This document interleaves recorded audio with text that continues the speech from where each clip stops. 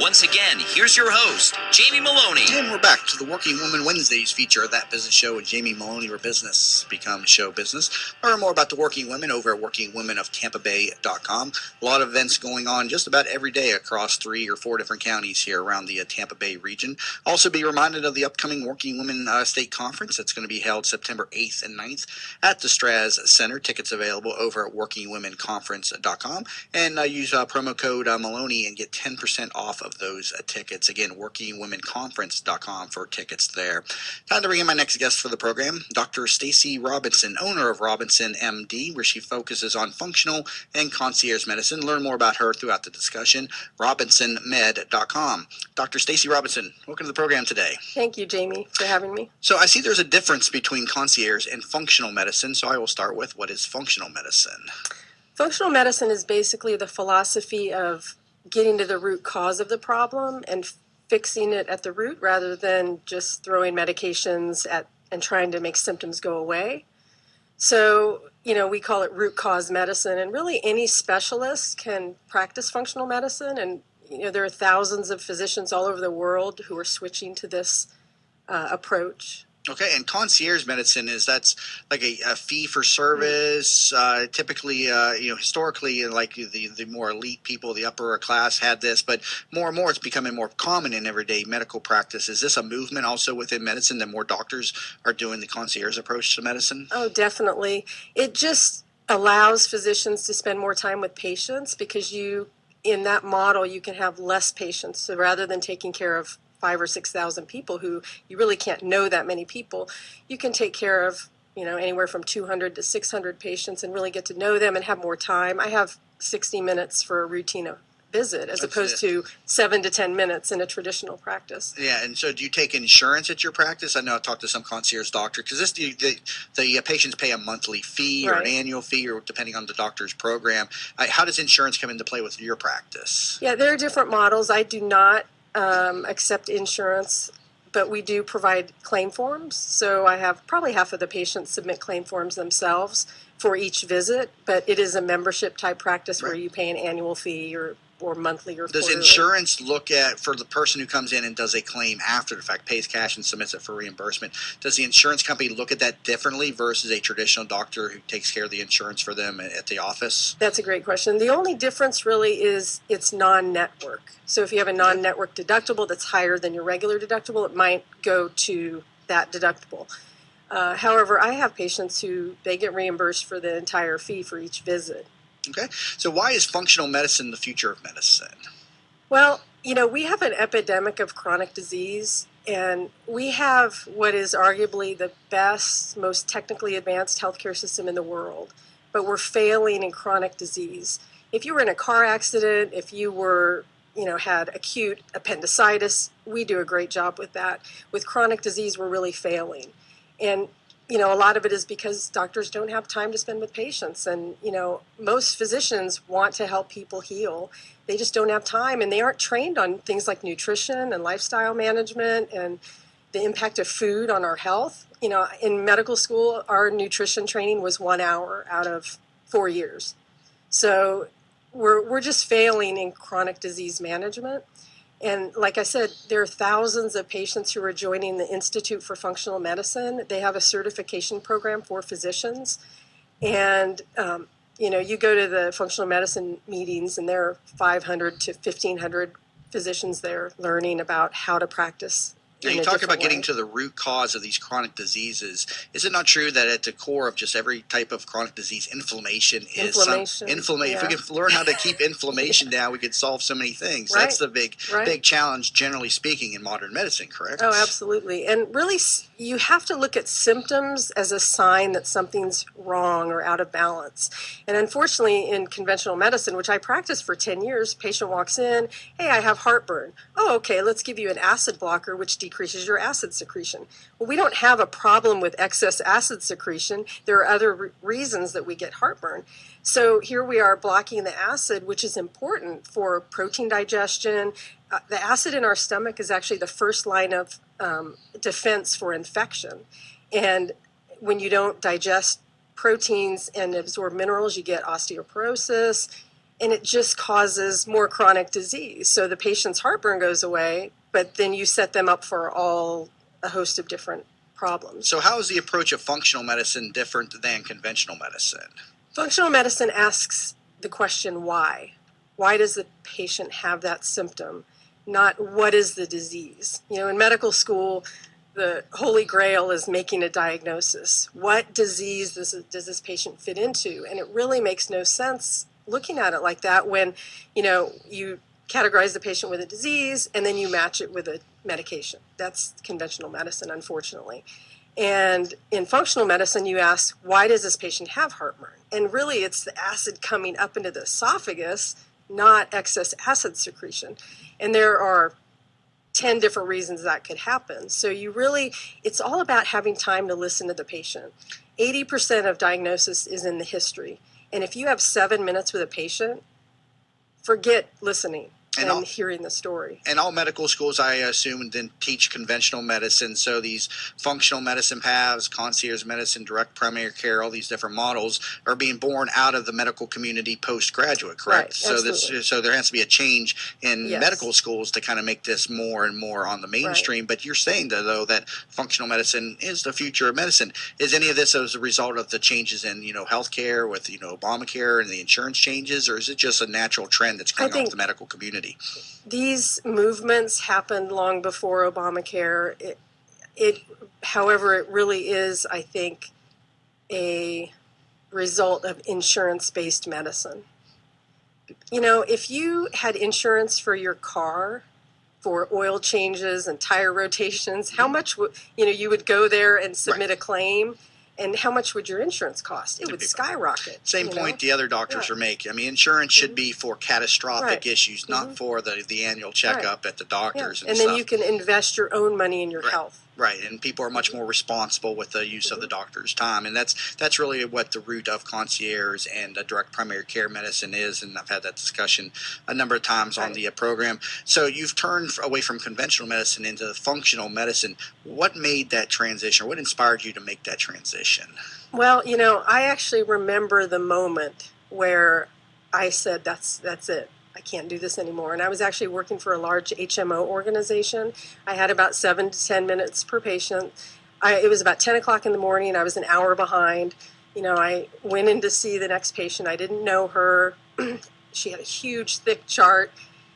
She was about my age, and this was 10 years ago. And she had this huge list of medical diagnoses, which were basically symptoms: acid reflux, irritable bowel syndrome, migraine headaches. And she had just a long list of medications. I spent the 7 minutes writing out prescriptions for her and looking at her labs quickly. I went to leave and she said, Dr. Robinson, I have one more problem. And she said, I've been having heartburn. And I ended up giving her a prescription for an acid blocker. And I just walked out the door and I was just really kind of disgusted because I knew that if I had more time, that I would be able to really get true healing for her. And I walked out that day and I said, I can't do this anymore. And I got connected with the American Academy of Private Physicians, which helps doctors transition into that type of practice, and the Institute for Functional Medicine, which provides the training to practice functional medicine. So why do you say conventional medicine is failing us then? Again, it's that epidemic of chronic disease.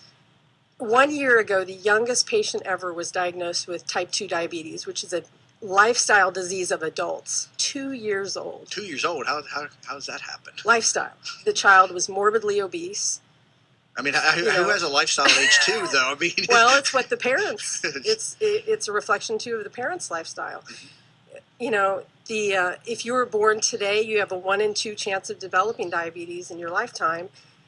If you were born in 1900, you had a 1 in 30 chance of cancer. Now you have a 1 in 2 chance of cancer. We're failing in Alzheimer's, diabetes, heart disease, autoimmune disease is skyrocketing, and it's because of triggers in the environment and our lifestyle.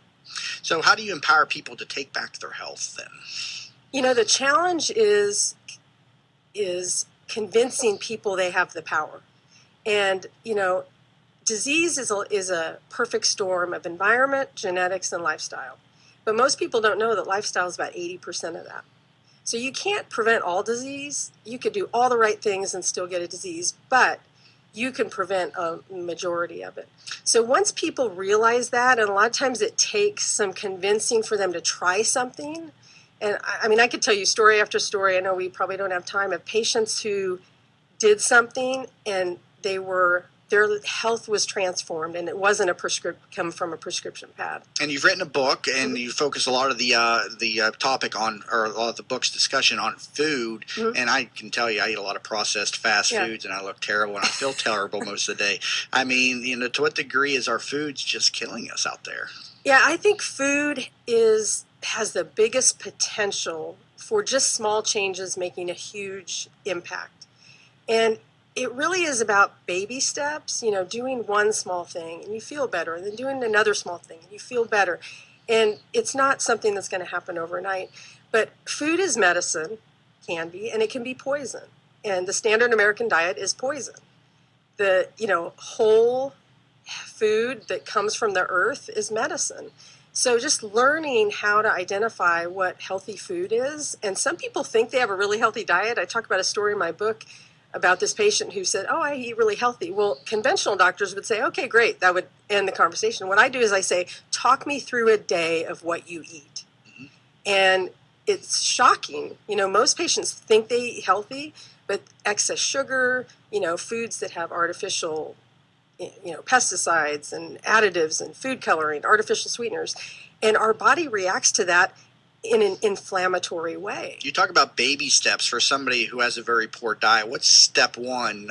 Should it maybe just switch into water for all their drinks instead of the sodas and alcohol, and then eat what you want, but just switch to water? Right. Maybe on the food side, should they just focus on cutting out salt, sugar? I mean, what's step one when somebody has a really poor diet? Yeah.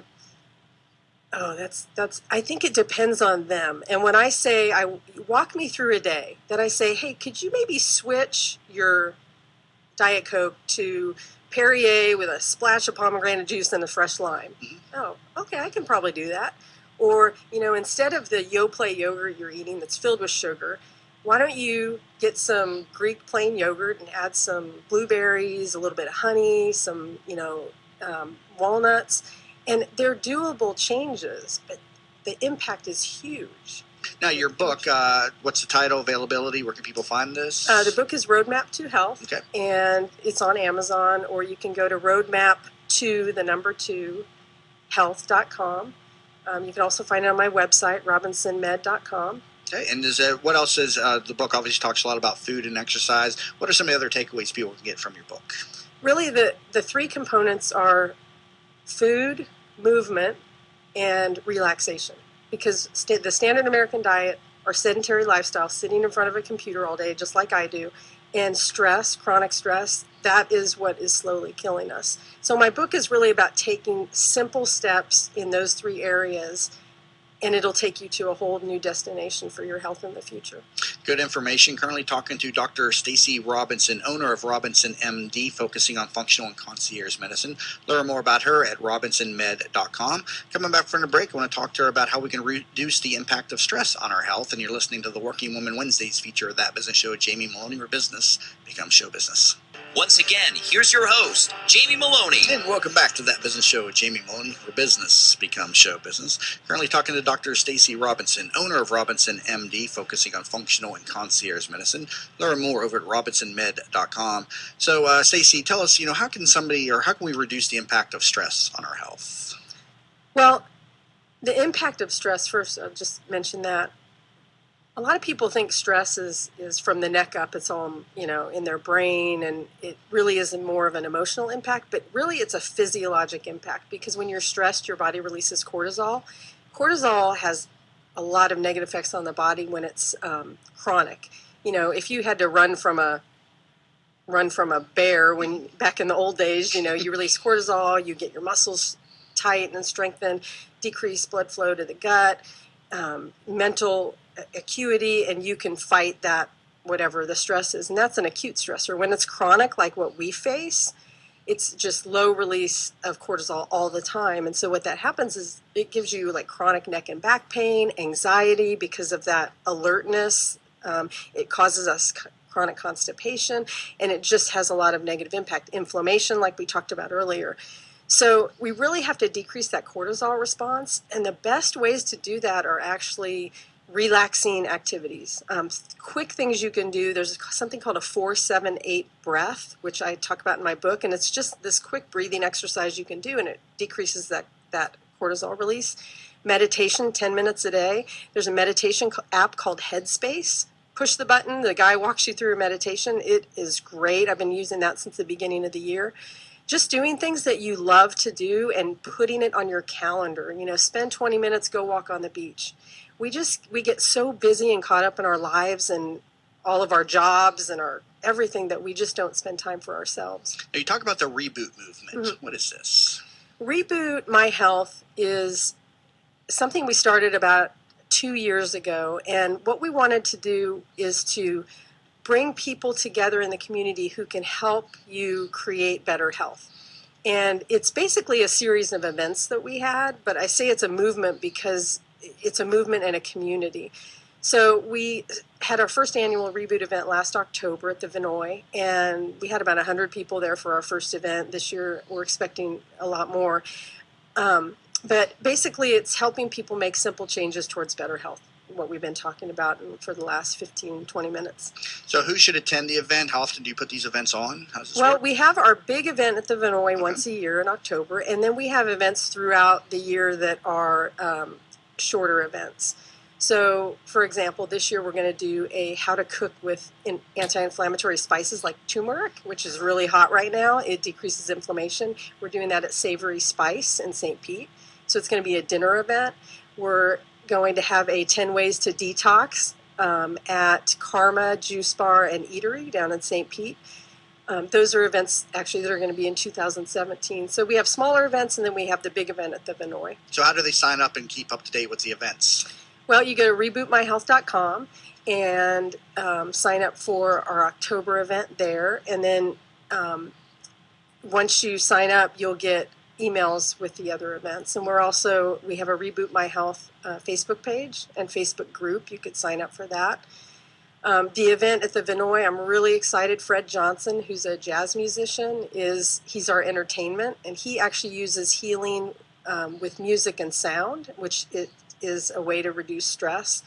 And he does this thing, sound sculpturing, which is just an amazing, you just have to experience it. It's hard to describe to wrap up the event. We're going to have food demos and take-homes. It's going to be a lot of fun. And I think Josh has your celebrity lookalike. Josh, got that Yes, ready I to do. do? All right, and let's see who you look alike. All right. Well, first, who was the one that you've been told all your life? Christy McNichol. No. Christy McNichol? Nope, we got somebody else for you here Yes, today. I do. I got Ronnie Blakely. Ronnie Blakely. Who is that? Yes. Yeah. She's an actress from the 70s. Maybe she cut it because you got short hair and she's got the long. I can't. I But look see at- the look at eyes. the I see. eyes. The Yeah, I eyes. see it in the eyes. Yes. So The so smile's almost dead on too. If she had a bigger smile, it'd be perfect. Ronnie Blakely. There you go. There's All another right, one I people got a can new one. compare. Way you to. more beautiful than what's her face. Just saying. Real quick, got about a minute left, but you talk about attitude in your book. Does attitude really affect our health too? Oh, absolutely. And there are actually, She's still laughing. yeah, there are clinical studies that show that when you have a positive attitude, you have a 15% reduction in heart disease. You actually age better and you have less debilitation as you age. You actually feel pain less when you have a positive attitude. So, what I always encourage people is to forgive others because for yourself and your health, because resentment and anger cause disease and are actually linked to specific diseases. Let go of what we can't control. That's what actually leads to a lot of chronic stress. And a good information and a good discussion here, Dr. Stacy Robinson. So, Stacy, thank you again Thank for you, coming Jamie. in studio today. Again, Stacy Robinson, owner of Robinson MD, focusing on functional and concierge medicine. Learn more about her at robinsonmed.com. Also, thank you to my guest in the 8 o'clock segment, Melissa Wandel, dynamic leader and influential speaker. And she's also going to be one of the speakers at the upcoming Working Women State Conference. Learn more about her over at melissawandel.com. Also, want to wish Jessica Ravelli better health. She was not able to make it onto the show today. She has a sore throat as a result of the many meetings and all the talks she has to do each and every day. So we have to wish her well and hope that we see her in here again next week. And again, pick up tickets to the Working Women Conference at workingwomenconference.com. You've been listening to That Business Show. Jamie Maloney, for business. Become show business.